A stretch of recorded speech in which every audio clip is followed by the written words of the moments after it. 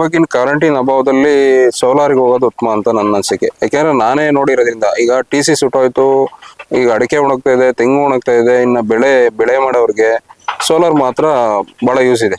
ಈಗ ಕರೆಂಟ್ ಕಾಯ್ಕೊಂಡು ಕೂತ್ಕೊಬೇಕು, ಎಲ್ಲೋ ಏನಾದ್ರು ಜಂಪ್ ಕಟ್ ಆಗಿರುತ್ತೆ, ವೈರ್ ಕಟ್ ಆಗಿರುತ್ತೆ, ಕರೆಂಟೇ ಬರಲಿಲ್ಲ ಅಂದಾಗ ಸೋಲಾರ್ ನಮ್ಗೆ ಬಹಳ ಉಪಯೋಗ ಇದೆ.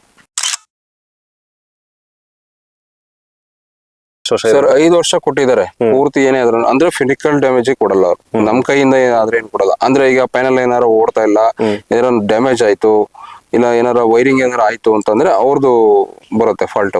ಈಗ ನಮ್ ಕಡೆಯಿಂದ ಏನಾರ ಪ್ಯಾನಲ್ ಏನಾರ ಕಲ್ ಬಿದ್ದು ಹೊಡೆದೋದ್ರೆ ಎಲ್ಲ ಸೆಕ್ಯೂರಿಟಿ ನಾವು ಮಾಡ್ಕೋಬೇಕು. ಒಂದು ಬೋರಿಗೆ ಏನೇನ್ ಬೇಕು, ನೀವು ಹೊಸ ಬೋರ್ ಹಾಕ್ಸ್ತೀನಿ ಅಂದ್ರೆ ಹೊಸ ಬೋರ್ ಹಾಕಿ ನೀವು ಕೈ ಬಿಟ್ರೆ ಪೂರ್ತಿ ಎಲ್ಲ ಸೆಟ್ ಅವ್ರದೇನೆ, ಪೂರ್ತಿ ಕಂಪ್ಲೀಟ್. ಮೇಲ್ಗಡೆ ನೀರ್ ಬರೋವರೆಗೂ ಅವ್ರದೇ ಇರುತ್ತೆ. ನೀವು ಮೇಲ್ಗಡೆ ನೀರ್ ಬಂದ್ಮೇಲೆ ನಿಮ್ದೆಲ್ಲ ಸೆಟ್ಟಿಂಗ್ ಎಲ್ಲ ನೀವು ಮಾಡ್ಕೋಬೇಕು. 500 ಇಂದ 600 ಹೋಗುತ್ತೆ ಬೆಳಗ್ಗೆ ಒಂದು ವೋಲ್ಟೇಜ್, ಪ್ಯಾನಲ್ ವೋಲ್ಟೇಜ್.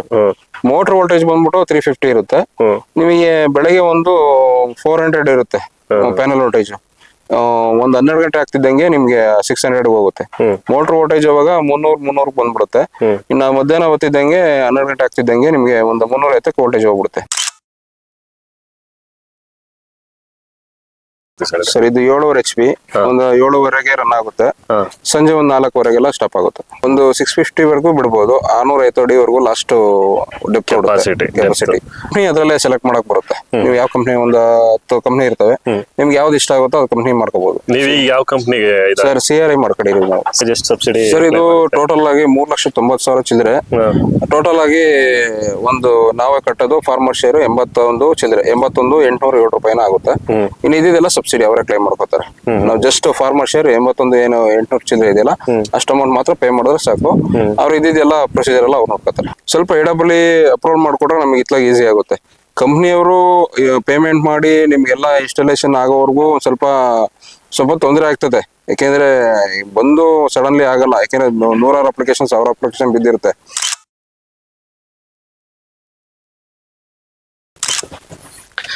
ಆದ್ಮೇಲೆ ನಮಸ್ಕಾರ.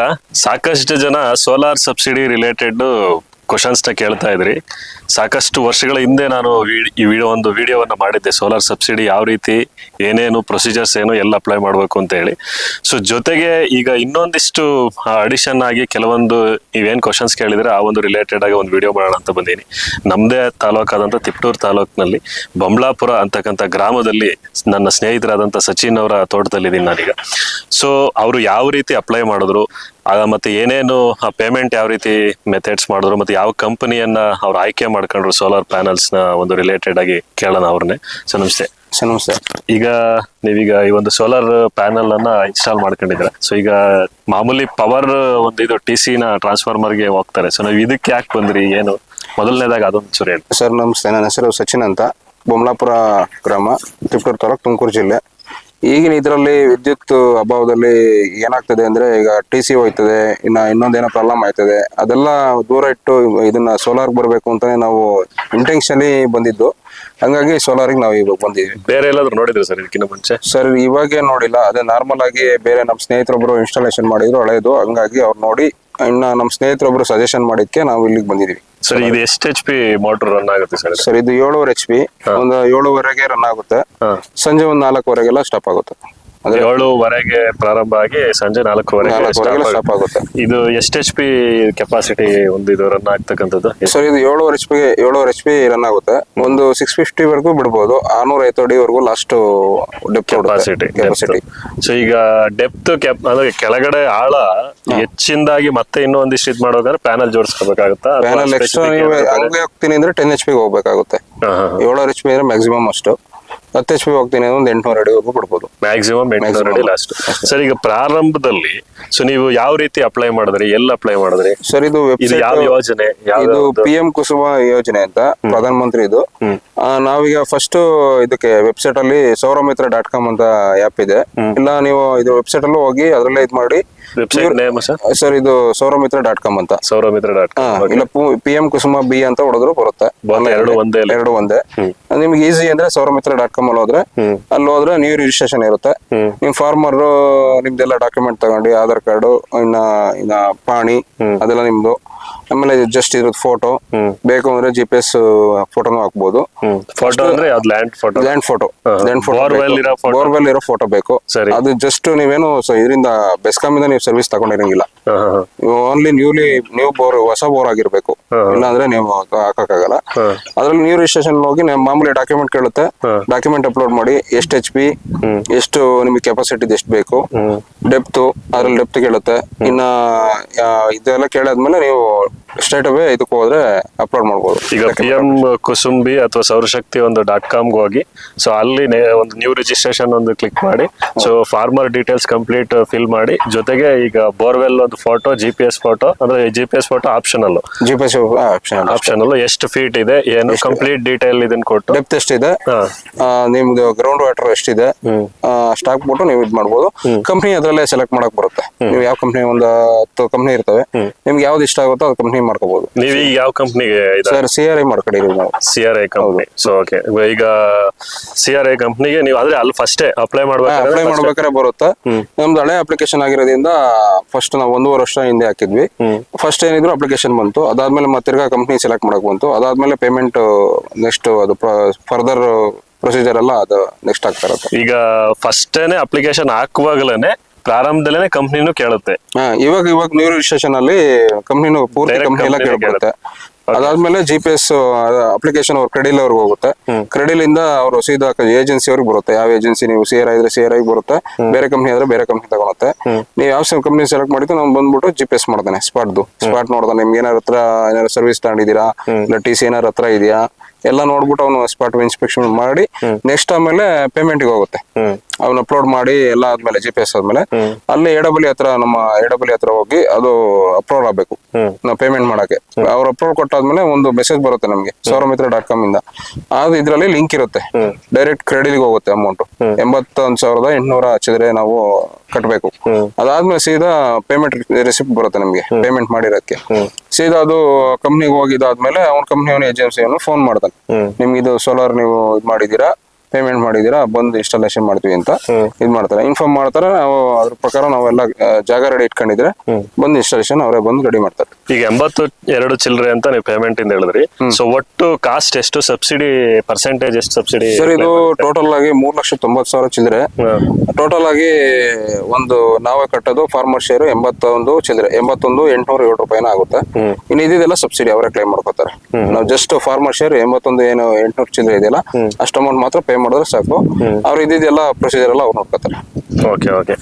ಸೊ ಈಗ ಪ್ರಾರಂಭದಲ್ಲಿ ಅಪ್ಲಿಕೇಶನ್ ಹಾಕಿದ ನಂತರ ಸೊ ಅದು ನೆಕ್ಸ್ಟ್ ಒಂದು ಪ್ರೊಸೆಸ್ ಕ್ರೆಡೆಲ್ಗೆ ಹೋಗುತ್ತೆ. ಸೊ ಕ್ರೆಡೆಲ್ ಇಂದ ಏಜೆನ್ಸಿಗೆ ಹೋಗುತ್ತೆ. ಏಜೆನ್ಸಿ ಅವರು ಅದು ಅಪ್ರೂವಲ್ ಆದ್ಮೇಲೆ ನೆಕ್ಸ್ಟ್ GPS ಇಲ್ಲಿಗೆ ಬರ್ತಾರೆ. GPS ಆದ್ಮೇಲೆ ಸೊ ನೆಕ್ಸ್ಟ್ ಫರ್ದರ್ ಈಗ ಪೇಮೆಂಟ್ ಮಾಡೋಕೆ ಹೋಗುತ್ತೆ ಅಲ್ವಾ? ನೆಕ್ಸ್ಟ್ ಪೇಮೆಂಟ್ ಮಾಡೋಕೆ ಹೋಗೋದಕ್ಕಿಂತ ಬಿಫೋರ್ AWE ಇಂದ ಅವರು ಅಪ್ರೂವಲ್ ಆದ್ಮೇಲೆ ಸೊ ಅದಾದ್ಮೇಲೆ ನೀವು ಪೇಮೆಂಟ್ ಮಾಡ್ತೀರಾ. ಪೇಮೆಂಟ್ ಆದ್ಮೇಲೆ ಅವರು ಇನ್ಸ್ಟಾಲೇಷನ್ಗೆ ಬರ್ತಾರೆ ನೆಕ್ಸ್ಟ್. ಸೊ ಇನ್ಸ್ಟಾಲೇಷನ್ ಅಲ್ಲಿ ಏನೇನ್ ಪ್ರೊಸೀಜರ್ ಇದೆ ಸರ್? ಇನ್ಸ್ಟಾಲೇಷನ್ ಏನಿಲ್ಲ, ಮಾಮೂಲಿ ನೀವು ಇನ್ಸ್ಟಾಲೇಷನ್ ಅವರೆಲ್ಲ ರೆಡಿ, ಗುಂಡಿ ಎಲ್ಲ ರೆಡಿ ಮಾಡ್ಕೊಂಡಿದ್ರೆ ಕಾಂಕ್ರೀಟ್ ಎಲ್ಲ ಅವರೇ ಹಾಕ್ತಾರೆ. ಇಲ್ಲ ಅವ್ರೇನಾದ್ರು ಚಾನ್ಸ್ ಬರ್ಲಿಲ್ಲ ಅಂದ್ರೆ ಗುಂಡಿ ಎಲ್ಲ ರೆಡಿ ಇಟ್ಟು ಕಾಂಕ್ರೀಟು ಅವ್ರೇನಾದ್ರು ಬಂದ್ರೆ ಹಾಕ್ಸ್ಬಹುದು, ಇಲ್ಲಾಂದ್ರೆ ನಾವೇ ಹಾಕಬಹುದು.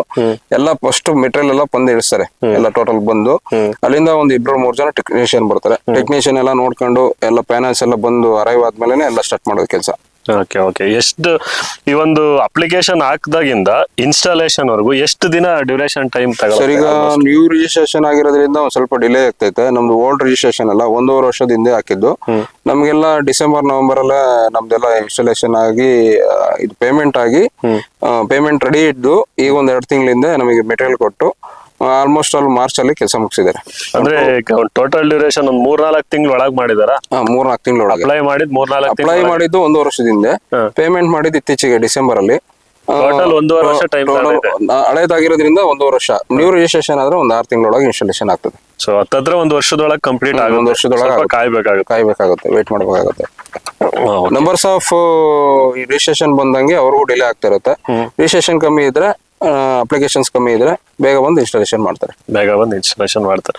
ನೀವು ಈಗ ಒಂದು ಅಪ್ಲೈ ಮಾಡೋದು ಮತ್ತೆ ಈ ಒಂದು ಸಬ್ಸಿಡೈಸ್ಡ್ ರಿಲೇಟೆಡ್ ಅಲ್ಲಿ ನೀವು ಫೇಸ್ ಮಾಡದಂತ ಕ್ರಿಟಿಕಲ್ ಸಿಚುವೇಶನ್ಸ್ ಯಾವ್ಯಾವ್ದು? ಸರ್ ಈಗ ನಾವೇ ಅಂದ್ರೆ ನಮಗೆ ಗೊತ್ತಿರಲಿಲ್ಲ ಇದ್ರ ಬಗ್ಗೆ, ಸೋಲಾರ್ ಬಗ್ಗೆನೇ ನಮಗೆ ಇಷ್ಟೊಂದು ಇನ್ಫಾರ್ಮೇಶನ್ ಇರಲಿಲ್ಲ. ನಮ್ಮ ಫ್ರೆಂಡ್ ಒಬ್ರು ಮಧು ಅಂತ ಹೇಳಿ ಅವ್ರ ಇನ್ಫಾರ್ಮೇಶನ್ ಕೊಟ್ಟು ಫಸ್ಟ್ ಅಪ್ಲಿಕೇಶನ್ ಅವ್ರ ಕಡೆಯಿಂದಾನೆ ಹಾಕ್ಸಿ, ಆಮೇಲೆ ನಮಗೆ ಏನಂದ್ರೆ ಈಗ ಹೊಸ ಅಪ್ಲಿಕೇಶನ್ ನಾನೇ ಹಾಕೊಟ್ಟಿದ್ದೀನಿ ಎಷ್ಟೋ ರೈತರಿಗೆ.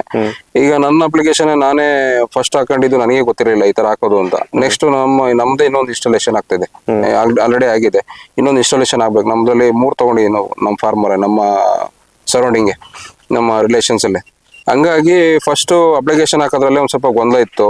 ಆಮೇಲೆ ಈಗ ಹೊಸದಾಗಿ ಬಿಟ್ಟಿರೋದ್ರಿಂದ ಎಲ್ಲ ಪೂರ್ತಿ ಪೇಮೆಂಟ್ ಮಾಡೋದ್ರಿಂದ ಹಿಡಿದು ಕಂಪ್ನಿ ಸೆಲೆಕ್ಟ್ ಮಾಡೋದ್ರಿಂದ ಒಂದೇ ಅಪ್ಲಿಕೇಶನ್ ಅಲ್ಲಿ ಪೂರ್ತಿ ನಿಮ್ಗೆ ಇನ್ಫಾರ್ಮೇಶನ್ ಸಿಕ್ಬಿಡುತ್ತೆ. ಹಂಗಾಗಿ ನಮಗೆ ಅಂತ ಏನು ಇದೇನು ಆಗ್ಲಿಲ್ಲ. ಸ್ವಲ್ಪ ಎಡಬಲಿ ಅಪ್ರೂವಲ್ ಮಾಡ್ಕೊಟ್ರೆ ನಮಗೆ ಇತ್ಲಾಗ ಈಸಿ ಆಗುತ್ತೆ. ಕಂಪ್ನಿಯವರು ಪೇಮೆಂಟ್ ಮಾಡಿ ನಿಮ್ಗೆಲ್ಲ ಇನ್ಸ್ಟಾಲೇಷನ್ ಆಗೋವರೆಗೂ ಸ್ವಲ್ಪ ತೊಂದರೆ ಆಗ್ತದೆ. ಯಾಕೆಂದ್ರೆ ಬಂದು ಸಡನ್ಲಿ ಆಗಲ್ಲ, ಯಾಕೆಂದ್ರೆ 100 ಅಪ್ಲಿಕೇಶನ್ 1000 ಅಪ್ಲಿಕೇಶನ್ ಬಿದ್ದಿರುತ್ತೆ. ಹಂಗಾಗಿ ಒಂದ್ ಸ್ವಲ್ಪ ಫಾಲೋ ಅಪ್ ಮಾಡ್ಬೇಕಿದ್ದನ್ನ, ಕಂಪ್ನಿಯವ್ರ ಹತ್ರ ಮಾತಾಡ್ಬೇಕು, ಎಡಬಲಿ ಹತ್ರ ಮಾತಾಡ್ಬೇಕು. ಹಂಗಾಗಿ ಒಂದ್ ಸ್ವಲ್ಪ ಎಲ್ಲಾನು ತಿಳ್ಕೊಂಡಿದ್ರೆ ವಿಷಯ ಮಾತಾಡ್ಬೋದು, ಸ್ವಲ್ಪ ಗೊತ್ತಿದ್ರೆ ಎಲ್ಲಾನು ಮಾಡ್ಬೋದು ಅಂತ ನನ್ನ ಅನಿಸಿಕೆ. ಕಂಪ್ನಿನೂ ಫಾಲೋ ಅಪ್ ಮಾಡ್ಬೇಕು, ಎಡಬಲಿನೂ ಫಾಲೋ ಅಪ್ ಮಾಡ್ಬೇಕು. ಸೊ ಬೇಗ ಫಾಲೋ ಅಪ್ ಮಾಡಿದ್ರೆ ಬೇಗ ಫೈಲ್ ಪುಟ್ ಅಪ್ ಆಗುತ್ತೆ, ಕೆಲಸ ಆಗುತ್ತೆ. ಹೌದು. ಸೊ ಈಗ ಇನ್ನೊಂದೇನಂತಂದ್ರೆ ಈ ಎಷ್ಟು ಪ್ಯಾನಲ್ಸ್ ಬರುತ್ತೆ ಇದು? 7.5 ಸರ್ ಇದು 7.5 HP ಆದ್ರೆ 13 ಪ್ಯಾನಲ್ ಬರುತ್ತೆ. 13 ಪ್ಯಾನಲ್. ಒಂದು ಪ್ಯಾನಲ್ ಸೆಟ್ಟಿಗೆ, ಒಂದು ಇದಕ್ಕೆ ಸ್ಟ್ರಕ್ಚರ್ಗೆ 13 ಅಂದ್ರೆ ಒಂದು ಸೆಟ್ಟಿಗೆ 13 ಬರ್ತದೆ. ಒಂದ್ ಸೆಟ್ ಅಲ್ಲಿ 7 ಮಾಡ್ತಾರೆ, ಇನ್ನೊಂದ್ ಸೆಟ್ ಅಲ್ಲಿ 6 ಮಾಡ್ತಾರೆ. ಸೊ ಇದನ್ನ ಮನೆಗೂ ಯೂಸ್ ಮಾಡ್ಕೋಬಹುದಾ? ಸರ್ ಇದು ಮನೆಗೆ ಯೂಸ್ ಮಾಡ್ತೀನಿ ಅಂದ್ರೆ ಕನ್ವರ್ಟ್ ಹಾಕೊಬೇಕಾಗುತ್ತೆ. ಮನೆಗೆ ಸಪರೇಟ್ ಬರುತ್ತೆ ಅರ್ಗರ್ ಅಂತ, ಆ ಯೋಜನೆ ಬೇಕಾದ್ರೆ ಮಾಡ್ಕೋಬಹುದು. ಅದಿನ್ನು ನೆಕ್ಸ್ಟ್ ಬಿಡ್ತಾರೆ ಅಂತ ನಮ್ಗೆ ಇನ್ನು ಇನ್ಫಾರ್ಮೇಶನ್ ಸಿಕ್ಕಿದೆ ಒಟ್ಟಲ್ಲಿ. ಓಕೆ. ಅಲ್ಲ ಈಗ ಹೆಂಗೋ ಪ್ಯಾನಲ್ ಇನ್ಸ್ಟಾಲೇಷನ್ ಆಗಿರೋದ್ರಿಂದ ಈಗ ತೋಟದ ಮನೆಗಳಿದ್ದು ಬೋರ್ವೆಲ್ ಪಕ್ಕದಲ್ಲಿ ಇದ್ರೆ ಸರ್ ಈಗ ಕಂಪ್ನಿಯವ್ರು ಕೇಳಬೇಕು ಹೆಂಗೆ ಏನ್ ಮಾಡೋದು ನೆಕ್ಸ್ಟ್ ಅಂತ. ನೀವೇನಾದ್ರು ಕೇಳಿದ್ರ ಅಂತ ಸುಮ್ನೆ ಒಂದು ಕುತೂಹಲ ಕೇಳ್ತಾ ಇರೋದು? ಇಲ್ಲ ಸರ್ ಕೇಳಿಲ್ಲ, ನಾನು ಇನ್ನು ಇನ್ಸ್ಟಾಲೇಷನ್ ಆಗಿರೋದಿಲ್ಲ, ಇವಾಗ ನೋಡ್ಬೇಕು. ಈಗ ಇದಕ್ಕೇನೆ ಮತ್ತಿರ್ಗ ನಾವು ಮತ್ತೆ ಕರೆಂಟ್ ಅಲ್ಲಿ ಓಡ್ಸಂಗೆ ಮಾಡಕ್ಕೆ ಅಂತ ಬೇರೆದು ನಾವೇ ಪರ್ಚೇಸ್ ಮಾಡಿ ಮಾಡೋಣ ಅಂತ ಇದೀವಿ. ಅವ್ರು ಹಾಕಿರೋದು ಬೇರೆ, ನಾವೇ ಇದ್ರ ಜೊತೆಗೆ ಬೇರೆ ಕರೆಂಟ್ ಅಲ್ಲಿ ಓಡಂಗೆ 2 ಓಡಂಗ್ ಮಾಡೋಣ ಅಂತ ಮೋಟ್ರು ಆತರ 2 in 1 ಮಾಡ್ಕೊಳ್ಳಕ್ಕೆ ಅಂತ ನಿಮ್ದು ಉದ್ದೇಶ. ಸೊ ಈಗ ಕೆಲವೊಂದು ಜನಕ್ಕೆ ಒಂದು ಕ್ವಶನ್ ಇರುತ್ತೆ, ಏನಂದ್ರೆ ಈಗ ನೀವು ಇನ್ಸ್ಟಾಲ್ ಮಾಡಿ ಎಷ್ಟು ದಿನ ಆಯ್ತು ಈಗ ರನ್? ಇದು 1 ಮಂತ್ ಆಗಿದೆ ಸರ್, ಇದು 1 ತಿಂಗಳಾಗಿದೆ. ಸೊ ಈಗ ನಿಮ್ಗೂ ಒಂದಿಷ್ಟು ಕ್ವಶನ್ಸ್ ಇದ್ದೇ ಇರುತ್ತೆ. ಈಗ ಮಳೆಗಾಲದಲ್ಲಿ ಹೆಂಗೆ, ಒಂದ್ ಚಳಿಗಾಲದಲ್ಲಿ ಹೆಂಗೆ, ಶೇಡ್ ಬಂದಾಗ ಮಿನಿಮಮ್ ಟೆಂಪರೇಚರ್ ಅಂದ್ರೆ ಹ್ಯೂಮಿಡಿಟಿ, ಕಡಿಮೆ ಹ್ಯೂಮಿಡಿಟಿ ನಲ್ಲೂ ಓಡುತ್ತೆ ಇದು. ಎಷ್ಟಿರ್ಬೇಕು ಅಂತ ಹೇಳಿದ್ರೆ ಸರ್ ಅಂತ ಏನಿಲ್ಲ, ಸ್ವಲ್ಪ ಈಗ ಹೆವಿ ಬಿಸಿಲು ಅಂತ ಏನಿಲ್ಲ. ಸ್ವಲ್ಪ ಬೆಳಗ್ಗೆ 7:15 ಸ್ಟಾರ್ಟ್ ಆಗಿದ್ರೆ ಅವಾಗೇನಂತ ಹೆವಿ ಬಿಸಿಲು ಇರಲ್ಲ. ನಿಮಗೆ ಮಧ್ಯಾಹ್ನ ಆಗ್ತಿದ್ದಂಗೆ ಹೆವಿ ಬಿಸಿಲಾಗುತ್ತೆ. ಸಂಜೆ ನಾರ್ಮಲಿ ಸೂರ್ಯ ಮಾಡಬೇಕಾದ್ರೆ ಹಂಗ ಕಡಿಮೆ ಇರುತ್ತೆ, ಓಡುತ್ತೆ. ಏನು 7:15 ರನ್ ಆಗೋದ್ರಿಂದ ನಿಮ್ಗೆ ಅಂತ ಏನು ಬಿಸಿಲು ಬೇಕೇನಿಲ್ಲ, ಸುಮಾರು ಬಿಸಿಲಲ್ಲಿ ಓಡುತ್ತೆ. 7:30 ಇಂದ 4:30 ಅವಾಗ್ಲೇ 540 ವೋಲ್ಟೇಜ್ ಇರುತ್ತೆ ನಿಮ್ಗೆ ಸಂಜೆನೆ. ಇವಾಗ್ಲೂ ಸೇಮ್ ಇರುತ್ತೆ, ಆದ್ರೆ ಐ ಆಗ್ತಾ ಇರುತ್ತೆ. ಮಧ್ಯಾಹ್ನ 12 ಗಂಟೆ ಆಗ್ತಿದ್ದಂಗೆ 1 ಗಂಟೆ ಆಗ್ತಿದ್ದಂಗೆ ಐ ಆಗ್ತಾ ಇರುತ್ತೆ. ಎಷ್ಟು ಪೀಕ್ ಎಷ್ಟು ಇದಕ್ಕೆ ಹೋಗುತ್ತೆ ವೋಲ್ಟ್? ಸರ್ ಒಂದು 500 ಇಂದ 600 ಹೋಗುತ್ತೆ ಬೆಳಗ್ಗೆ ಒಂದು voltage, panel voltage. Motor voltage ಬಂದ್ಬಿಟ್ಟು 350 ಇರುತ್ತೆ. ನಿಮಗೆ ಬೆಳಗ್ಗೆ ಒಂದು 400 ಇರುತ್ತೆ ಪ್ಯಾನಲ್ ವೋಲ್ಟೇಜ್. ಒಂದ್ 12 ಗಂಟೆ ಆಗ್ತಿದ್ದಂಗೆ ನಿಮ್ಗೆ 600 ಹೋಗುತ್ತೆ. ಮೋಟರ್ ವೋಲ್ಟೇಜ್ ಅವಾಗ 300 ಬಂದ್ಬಿಡುತ್ತೆ. ಇನ್ನ ಮಧ್ಯಾಹ್ನ ಹೊತ್ತಿದ್ದಂಗೆ 12 ಗಂಟೆ ಆಗ್ತಿದ್ದಂಗೆ ನಿಮ್ಗೆ ಒಂದು 350 ವೋಲ್ಟೇಜ್ ಹೋಗ್ಬಿಡುತ್ತೆ. ಡಿಫ್ರೆನ್ಸ್ ಏನ್ ಪ್ಯಾನಲ್ ವೋಲ್ಟೇಜ್ಗೂ ಮೋಟರ್ ವೋಲ್ಟೇಜ್ಗೂ? ಸರ್ ಮೋಟರ್ ವೋಲ್ಟೇಜ್ಗೂ ಅದಕ್ಕೆ ಇದು ಮಾಡುತ್ತೆ, ಅಬ್ಸರ್ವೇಷನ್ ಮಾಡಿ ಎಷ್ಟು ಬೇಕು ಅಷ್ಟು ಮಾತ್ರ ಮೋಟರ್ ಕೊಡುತ್ತೆ. ಈಗ ಹೆವಿಯಾಗಿ ಕೊಟ್ರೆ ಮೋಟರ್ ಸುಟ್ಟು ಹೋಗುತ್ತೆ ಅಂದ್ಬಿಟ್ಟು ಕಂಟ್ರೋಲರ್ ಅದ್ರಲ್ಲೇ ಈಗ ಅದು ಎಷ್ಟು ಕೊಡಬೇಕು ಎಷ್ಟು ಬರುತ್ತೆ ಎಲ್ಲ ಸ್ಟೇಬಲ್ ಆಗಿ ಕ್ಯಾಲ್ಕುಲೇಷನ್ ಮಾಡಿ ಅದು ಕೊಡುತ್ತೆ. ಈಗ ನೀವು ಮೊಬೈಲ್ ಆದ್ರೂ ಅಷ್ಟೇನೆ, ಮೊಬೈಲ್ ಅಲ್ಲಿ ನೀವು ಆನ್ ಮಾಡಬೇಕು ಅಂದ್ರೆ ಲಾಗಿನ್ ಆಗ್ಬೇಕು. ಅದೊಂದು SSP RSM ಅಂತ ಕೊಟ್ಟಿದ್ದೇನೆ, ಅದ್ರ ಲಾಗಿನ್ ಆದ್ರೆ ಸೀದಾ ನಮ್ಮ ಮೊಬೈಲ್ ಅಲ್ಲಿ ಬರುತ್ತೆ. ಅದನ್ನ ನೀವು ಸ್ಟಾರ್ಟ್ ಅಂತ ಹೋದ್ರೆ ಸ್ಟಾರ್ಟ್ ಆಗುತ್ತೆ, ಆಫ್ ಅಂತ ಮತ್ತೆ ಅದನ್ನೇ ಹೋದ್ರೆ ಆಫ್ ಆಗುತ್ತೆ. ಎಲ್ಲೇ ಇದ್ದು ಕೂಡ ಎಲ್ಲೇ ಇದ್ದು ಬೇಕಾದ್ರೆ ನೀವು ಎಲ್ಲೇ ಇರಿ, ಎಲ್ಲೇ ಎಷ್ಟು ದೂರನಾರ ಬೇಕಾದ್ರೆ ಇರಿ ಮಾಡ್ಬೋದು. ಒಟ್ಟು ಇಲ್ಲಿ ಸಿಗ್ನಲ್ ಇರ್ಬೇಕು. ಇಲ್ಲಿ ಅಲ್ಲಿ ಜಿಯೋ ಸಿಮ್ ಅವ್ರದೇ ಹಾಕಿದ್ದಾರೆ. ಸಿಮ್ ಇಂದ ಅದು ಇಲ್ಲಿ ಸ್ಟಾರ್ಟರ್ ಕೊಟ್ಟಿದ್ದಾನೆ, ಸ್ಟಾರ್ಟರ್ ಒಳಗಡೆ ಕೊಟ್ಟಿದ್ದಾನೆ ಕಂಟ್ರೋಲರ್. ನೀವು ಸ್ಟಾರ್ಟರ್ ಅಲ್ಲೇ ಇರುತ್ತೆ ಸಿಮ್ಮು. ನಿಮ್ಗೆ 5 ವರ್ಷ ಪೂರ್ತಿ ಅವ್ರದೇ, ಏನೇ ಇದ್ರು 5 ವರ್ಷ ನಿಮ್ಗೆ ಪೂರ್ತಿ ಎಲ್ಲ ಅವ್ರದೇ ಜವಾಬ್ದಾರಿ ಇರುತ್ತೆ. ರೀಚಾರ್ಜ್ ಮಾಡ್ಬೇಕಾ ಸಿಮ್? ಇಲ್ಲ ನಮ್ದೇನಿರಲ್ಲ, 5 ವರ್ಷದ ಅವ್ರಿಗೆ ಇರುತ್ತೆ. ಅಲ್ಲ 5 ವರ್ಷ ಆದ್ಮೇಲೆ ಅದು ಮಾಮೂಲಿ 5 ವರ್ಷ ಆದ್ಮೇಲೆ ನಮ್ದು ನಂಬರ್ ಕೊಟ್ಟಿರ್ತಾನೆ ಅದಕ್ಕೆ ಅದಕ್ಕೆ ನಂಬರ್ ಇರಲ್ಲ, IMA ನಂಬರ್ ಇರುತ್ತೆ. IMI number. IMA ನಂಬರ್ ನಾವು ಮೊಬೈಲ್ ಹಾಕೋದು, ಅದು ಲಾಗಿನ್ ಮಾಡ್ಕೊಳ್ಳೋದು, ಸೀದಾ ಸ್ಟ್ರೇಟ್ ಅವೇ ಸ್ಟಾರ್ಟ್ ಆಗುತ್ತೆ.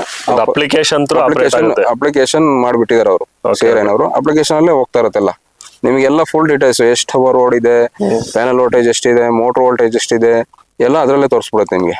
ಸೊ ಈಗ ಇನ್ಸ್ಟಾಲೇಷನ್ ಆದ್ಮೇಲೆ ಸೊ ಎಷ್ಟು ವರ್ಷಗಳ ಕಾಲ ವಾರಂಟಿ ಇದು ಎಲ್ಲ ಎಷ್ಟೆಷ್ಟು ವರ್ಷ? ಸರ್ 5 ವರ್ಷ ಕೊಟ್ಟಿದ್ದಾರೆ ಪೂರ್ತಿ. ಏನೇ ಆದ್ರೂ ಅಂದ್ರೆ ಫಿಸಿಕಲ್ ಡ್ಯಾಮೇಜ್ ಕೊಡಲ್ಲ ಅವ್ರು, ನಮ್ ಕೈಯಿಂದ ಆದ್ರೆ ಏನ್ ಕೊಡಲ್ಲ. ಅಂದ್ರೆ ಈಗ ಪ್ಯಾನಲ್ ಏನಾರ ಓಡ್ತಾ ಇಲ್ಲ, ಏನಾರ ಡ್ಯಾಮೇಜ್ ಆಯ್ತು, ಇಲ್ಲ ಏನಾರ ವೈರಿಂಗ್ ಏನಾರ ಆಯ್ತು ಅಂತಂದ್ರೆ ಅವ್ರದ್ದು ಬರುತ್ತೆ ಫಾಲ್ಟ್. ಈಗ ನಮ್ ಕಡೆಯಿಂದ ಏನಾರ ಪ್ಯಾನಲ್ ಏನಾರ ಕಲ್ ಬಿದ್ದು ಹೊಡೆದೋದ್ರೆ ಎಲ್ಲ ಸೆಕ್ಯೂರಿಟಿ ನಾವು ಮಾಡ್ಕೋಬೇಕು. ಅವ್ರದ್ದು ಏನಿದ್ರು 5 ವರ್ಷ ಪೂರ್ತಿ, ಸ್ಟಾರ್ಟರ್ ಇಂದ ಹಿಡಿದು, ಮೋಟರ್ ಇಂದ ಹಿಡಿದು, ಕೇಬಲ್ ಇಂದ ಹಿಡಿದು ಎಲ್ಲ ಅವ್ರದೇನೆ 5 ವರ್ಷ. 5 ವರ್ಷ ಕಂಪ್ಲೀಟ್ 5 ವರ್ಷ ಅವ್ರದೇ ಇರುತ್ತೆ. ಮೋಟ್ರ್ ಏನೇನ್ ಕೊಟ್ಟಿದ್ದಾರೆ? Motor, cable, pump, motor, cable, starter, ಅದಕ್ಕೆ ಬೇಕಾದ ಪೈಪು, ಪ್ಯಾನಲ್, ಸ್ಟ್ರೆಚರ್, ಪೂರ್ತಿ ಎಲ್ಲ ಅವ್ರದೇ. ಒಂದು ಬೋರಿಗೆ ಏನೇನ್ ಬೇಕು, ನೀವು ಹೊಸ ಬೋರ್ ಹಾಕ್ಸ್ತೀನಿ ಅಂದ್ರೆ ಹೊಸ ಬೋರ್ ಹಾಕಿ ನೀವು ಕೈ ಬಿಟ್ರೆ ಪೂರ್ತಿ ಎಲ್ಲ ಸೆಟ್ ಅವ್ರದೇನೆ, ಪೂರ್ತಿ ಕಂಪ್ಲೀಟ್. ಮೇಲ್ಗಡೆ ನೀರ್ ಬರೋವರೆಗೂ ಅವ್ರದೇ ಇರುತ್ತೆ. ನೀವು ಮೇಲ್ಗಡೆ ನೀರ್ ಬಂದ್ಮೇಲೆ ನಿಮ್ದೆಲ್ಲ ಸೆಟ್ಟಿಂಗ್ ಎಲ್ಲ ನೀವು ಮಾಡ್ಕೋಬೇಕು. ಈಗ ಇದು ಪ್ಯಾನಲ್ ಮೇಂಟೆನೆನ್ಸ್ ಯಾವ ತರ? ಸರ್ ಪ್ಯಾನಲ್ ಮೇಂಟೆನೆನ್ಸ್ ತೀರಾ ಧೂಳಿದ್ರೆ ನೀವು ಮಾಫ್ ಹಾಕಿ ಒರೆಸ್ಬೇಕು, ಇಲ್ಲ ಅಂದ್ರೆ ನಡೆಯುತ್ತೆ. ಮಳೆ ಬಂದ್ರೆ ಬೇಡ. ಮಳೆ ಬಂದ್ರೆ ತೀರಾ ಧೂಳಿದ್ರೆ ನಡೆಯುತ್ತೆ. ತೀರಾ ಹಂಗೂ ಏನಾರ ಇದಾಯ್ತು ಅಂದ್ರೆ ಪ್ಯಾನಲ್ಗೆ ನೀರ್ ಹಾಕ್ಬಿಟ್ಟು ಸ್ಪ್ರೇ ಮಾಡಿ, ಅಂದ್ರೆ ಸ್ಮೂತ್ ಇದ್ರಲ್ಲೇ ಒರೆಸ್ಬೇಕು. ಸೊ ಈಗ ಆಲ್ಮೋಸ್ಟ್ ಎಲ್ಲಾ ವಿಚಾರಗಳ ಬಗ್ಗೆ ನಾವು ಚರ್ಚೆ ಮಾಡಿದೀವಿ, ಸೊ ಡಿಸ್ಕಸ್ ಮಾಡಿದೀವಿ, ಅಂದ್ರೆ ಉಪಯೋಗ ಆಗ್ತಕ್ಕಂಥ ಮಾಹಿತಿಗಳ ಬಗ್ಗೆ. ಇನ್ನೂ ಏನಾದ್ರು ನೀವು ಹೇಳೋದಾದ್ರೆ ಏನಂತ ಹೇಳಕ್ ಇಷ್ಟಪಡ್ತೀರಾ? ಸರ್ ಈಗ ಇವಾಗಿನ ಕರೆಂಟಿನ ಅಭಾವದಲ್ಲಿ ಸೋಲಾರ್ಗೆ ಹೋಗೋದು ಉತ್ತಮ ಅಂತ ನನ್ನ ಅನಿಸಿಕೆ. ಯಾಕೆಂದ್ರೆ ನಾನೇ ನೋಡಿರೋದ್ರಿಂದ, ಈಗ TC ಸುಟ್ಟೋಯ್ತು, ಈಗ ಅಡಿಕೆ ಒಣಗ್ತಾ ಇದೆ, ತೆಂಗು ಒಣಗ್ತಾ ಇದೆ, ಇನ್ನ ಬೆಳೆ ಮಾಡೋರ್ಗೆ ಸೋಲಾರ್ ಮಾತ್ರ ಬಹಳ ಯೂಸ್ ಇದೆ. ಈಗ ಕರೆಂಟ್ ಕಾಯ್ಕೊಂಡು ಕೂತ್ಕೊಬೇಕು, ಎಲ್ಲೋ ಏನಾಗ ಜಂಪ್ ಕಟ್ ಆಗಿರುತ್ತೆ, ವೈರ್ ಕಟ್ ಆಗಿರುತ್ತೆ, ಕರೆಂಟೇ ಬರಲಿಲ್ಲ ಅಂದಾಗ ಸೋಲಾರ್ ನಮ್ಗೆ ಬಹಳ ಉಪಯೋಗ ಇದೆ. ಯಾಕೆಂದ್ರೆ ನಮ್ಮಲ್ಲೇನೆ ಈಗ ಎನಿ ಟೈಮ್ ಓಡಿಸ್ಕೊತೀವಿ ನಾವು. 7 ನಮ್ಗೆ ಯಾವಾಗ ಬೇಕು ಅವಾಗ, ಬೆಳಗಿನ ಸಂಜೆವರೆಗೂ ಯಾವಾಗ ಬೇಕಾದ್ರೆ ನಾವು ಆನ್ ಮಾಡ್ಕೊತೀವಿ. ಹಂಗಾಗಿ ನಮ್ಗೇನು ಕರೆಂಟ್ ಇಂದ ಇದೇನು ಅವಶ್ಯಕತೆ ಇಲ್ಲ, ಮೊಬೈಲ್ ಅಲ್ಲೂ ಆಪರೇಟ್ ಮಾಡಬಹುದು. ಸೊ ಇನ್ನೊಂದು ಕ್ವಶನ್ ಕೇಳೋದ್ ಮರ್ತೆ. ಸೊ ನೀವೆಲ್ಲ ಬಿಟ್ಟಿದ್ರೆ, ಇನ್ಸ್ಟಾಲೇಷನ್ ಆಗಿದೆ, ಎಲ್ಲ ಆಗಿದೆ, ಸರಿ. ಒಂದು ಬೌಂಡ್ರಿ ಒಂದೇ ಇದ್ರೆ ನಡೆಯುತ್ತೆ. ಸೊ ಈಗ ದೂರ ಅರ್ಧ ಕಿಲೋಮೀಟರ್, 1 ಕಿಲೋಮೀಟರ್ ಈ ತರ ಡಿಸ್ಟೆನ್ಸ್ ಅಲ್ಲಿ ಇರೋದು, ಅದನ್ನ ಹೆಂಗೆ ಇದರಲ್ಲಿ ಮೇಂಟೈನ್ ಮಾಡಬಹುದು ಈ ಒಂದು ಬೋರ್ ಅಲ್ಲಿ? ಸರ್ ಈಗ ಪಂಪು ಮಾಡುತ್ತೆ ಸರ್, ಅಂದ್ರೆ ಒಂದ್ ಲೆವೆಲ್ ಇರಬೇಕು, ತೀರಾ ಅಪ್ಪು ಇರಬಾರ್ದು, ತೀರಾ ಮ್ಯಾಕ್ಸಿಮಮ್ 1 ಕಿಲೋಮೀಟರ್ 1.5 ಕಿಲೋಮೀಟರ್ ಹೋಗುತ್ತೆ. ಅಂದ್ರೆ ಒಂದು ವೇರಿಯೇಷನ್ ಹೋಗ್ತಾ ಇರುತ್ತೆ. ಅಂದ್ರೆ ನಿಮಗೆ ಮೋಟರ್ ಅಲ್ಲಿ ಕರೆಂಟ್ ಅಲ್ಲಿ ನುಗ್ಗಲ್ಲ. ಅಂದ್ರೆ ನಿಮ್ಗೆ ಇಲ್ಲೇ ಸರೌಂಡಿಂಗ್ ಒಂದ್ 500 ಮೀಟರ್ ಒಳಗೆ ಇತ್ತು ಅಂದ್ರೆ ಒಳ್ಳೆ ಪ್ರೆಷರ್ ಹೊಡೆಯುತ್ತೆ. ಡ್ರಿಪ್ಪಿಂಗ್ ಮಾತ್ರ ಬಹಳ ಉಪಯೋಗ ಇದೆ ಇದು. ಸ್ಪ್ರಿಂಕ್ಲರ್ ಅಂದ್ರೆ ಈಗ ಒಂದೇ ಬಿಸಿಲಿದ್ರೆ ಓಡ್ತಾ ಇರುತ್ತೆ. ಈಗ ನೀವು ಬಿಸಿಲು ಬಂದು ಏನಾದ್ರು ಮೋಡ ಬಂತು ಅಂದ್ರೆ ಡಿಫ್ರೆನ್ಸಿಯೇಷನ್ ಇಲ್ಲಿ ಬಿಸಿಲು ಬೆಳೆದಿರಲ್ಲ, ಅವಾಗ ನಿಮಗೆ ಅಲ್ಲಿ ನೀರು ಪಂಪ್ ಮಾಡಲ್ಲ. ಲ್ಯಾಟ್ರಲ್ ಪೈಪಿಗೆ ಓಕೆ, ಸ್ಪ್ರಿಂಕ್ಲರ್ ಸ್ವಲ್ಪ ಕಷ್ಟ. ಲಾಂಗ್ ಡಿಸ್ಟೆನ್ಸ್ ಆದ್ರೆ 1.5 ಕಿಲೋಮೀಟರ್ ಹೊಡಿಬಹುದು. 1.5 ಕಿಲೋಮೀಟರ್, ಅದು ಸರ್ಫೇಸ್ ಈಕ್ವಲ್ ಆಗಿದ್ರೆ ನೀವು ಎಷ್ಟಡಿಗೆ ಬಿಟ್ಟಿದ್ದೀರಾ ಅನ್ನೋದ್ರ ಮೇಲೆ ಇಲ್ಲಿ ನೀರ್ ಎತ್ತುತ್ತೆ ಮೇಲೆ. ಓಕೆ, ಎಷ್ಟಡಿಗಿದ್ರೆ ಬೆನಿಫಿಟ್ ಆಗುತ್ತೆ ಸರ್? ಇದು ಅವ್ರ ಕೆಪಾಸಿಟಿ ಕೊಟ್ಟಿರೋದು 650, 450 ಅಡಿ ಲಾಸ್ಟ್ ಅಂತ ಹೇಳಿದ್ದಾರೆ. ಅಂದ್ರೆ ಅವ್ರು ಹೇಳೋ ಲೆಕ್ಕಾಚಾರ 300-400 ಅಡಿ ಅಂತ ಹೇಳಿದ್ದಾರೆ. ನಮ್ ಮ್ಯಾಕ್ಸಿಮಮ್ ನಾವು ಹಿಡ್ಕೊಬಹುದು ಒಂದ್ 200-150 ಅಡಿ ಮೇಲೆ ಹೋಗ್ಬೋದು. ಯಾಕೆಂದ್ರೆ ಇವಾಗಿನ ಇದ್ರಲ್ಲಿ 300 ಅಡಿ ನೀರಿಲ್ಲ. ಒಂದು 400-450 ಅಡಿ, 500 ಅಡಿ ಒಳಗೆ ಆರಾಮಾಗ್ಬೋದು. ನಾವೀಗ ಹೆಚ್ಚು ಕಮ್ಮಿ 320 ಅಡಿ ಬಿಟ್ಟಿದ್ವಿ ಅಷ್ಟೇ, ಆರಾಮಾಗಿ ಓಡ್ತಿದೆ. 2 ಇಂಚ್ 2.25 ಇಂಚ್ ಓಡುತ್ತೆ. ಆ depth of the borewell apply ಮಾಡ್ಬೇಕಾರ್ಲೇನೆ ಅದು ಸ್ಪೆಸಿಫಿಕ್ ಆಗಿ ಮೆನ್ಷನ್ ಮಾಡ್ಬೇಕಾದ್ರೆ ನೀವು ಮೆನ್ಷನ್ ಮಾಡ್ಬೇಕು, ನಿಮ್ ಬೋರ್ ಎಷ್ಟಿದೆ, ವಾಟರ್ ಲೆವೆಲ್ ಎಷ್ಟಿದೆ, ಅದೆಲ್ಲ ನೀವು ಕೇಳುತ್ತೆ. ಅಂದ್ರೆ ಅವ್ರು ಕೊಡೋದು ಮಾತ್ರ 100 ಮೀಟರ್ ಪೈಪು, 100 ಮೀಟರ್ ಕೇಬಲ್, 330 ಅಡಿ ಮಾತ್ರ ಆಗುತ್ತೆ, ಜಾಸ್ತಿ ಏನಾಗಲ್ಲ. ನಿಮಗೆ ಎಕ್ಸ್ಟ್ರಾ ಬೇಕು ಅಂದ್ರೆ ನಿಮ್ಮ ಬೇರೆ ಕಬ್ಬಿಣ ಪೈಪ್ ನಿಮಗೂ ಅಷ್ಟೇ ಕೊಟ್ಟಿರೋದು, ನಮಗೂ ಅಷ್ಟೇ ಕೊಟ್ಟಿರೋದು. 100 ಮೀಟರ್ ಪೈಪು, 100 ಕೇಬಲ್ ಅಷ್ಟೇ. ಅದು ಬಿಟ್ಟು ನೀವು ಬೇರೆ ಮಾಡ್ತೀನಿ ಅಂದ್ರೆ ನಿಮ್ಮ ಸ್ವಂತ ಖರ್ಚು ಹಾಕೊಂಡು ಲೆಂತ್ ಅಲ್ಲಿ ಬಿಡ್ಕೊಂಡ್ರೆ ನೀವು ಎಷ್ಟು ಅಡಿ ಬೇಕಾದ್ರೂ ಬಿಡ್ಕೊಬೋದು. ಅವ್ರು ಹೇಳೋದು ಲಾಸ್ಟ್ 650 ವರೆಗೂ ಬಿಡಿ ಅಂತ ಹೇಳ್ತಾರೆ. 700 ಬಿಡ್ಬೋದು, ಆದ್ರೆ ಕೆಪಾಸಿಟಿ ಕಮ್ಮಿ ಆಗುತ್ತೆ. ಸಾಕಷ್ಟು ಇನ್ಫಾರ್ಮೇಶನ್ ತಿಳಿಸ್ಕೊಟ್ಟಿದ್ದೀರಾ. ಸೊ ಈ ನಿಮ್ಮ ಒಂದು ಸಜೆಷನ್ ಕೂಡ ಹೇಳಿದಿರಾ. ಸೊ ಈ ಒಂದು ಇನ್ಫಾರ್ಮೇಶನ್ ತಿಳಿಸ್ಕೊಟ್ಟಿದ್ದಕ್ಕೆ thank you very much. Okay sir. So ಹೆಚ್ಚಿನ ಒಂದು ಮಾಹಿತಿಗಾಗಿ ಒಂದು ವಿಡಿಯೋವನ್ನ ನೋಡಿ, ಸೊ ಸಾಕಷ್ಟು ಜನ ರೈತರಿಗೆ ಈ ಒಂದು ವಿಡಿಯೋವನ್ನ ಹಂಚ್ಕೊಳ್ಳಿ ಅಂತ ಹೇಳ್ತಾ, ಸೊ ಈ ಒಂದು ವಿಡಿಯೋವನ್ನ ಮುಕ್ತಾಯ ಮಾಡ್ತಾ ಇದ್ದೀನಿ. ಖಂಡಿತ ಸಬ್ಸ್ಕ್ರೈಬ್ ಮಾಡೋದನ್ನ ಯಾವುದೇ ಕಾರಣಕ್ಕೂ ಮರಿಬೇಡಿ. ನಮಸ್ಕಾರ.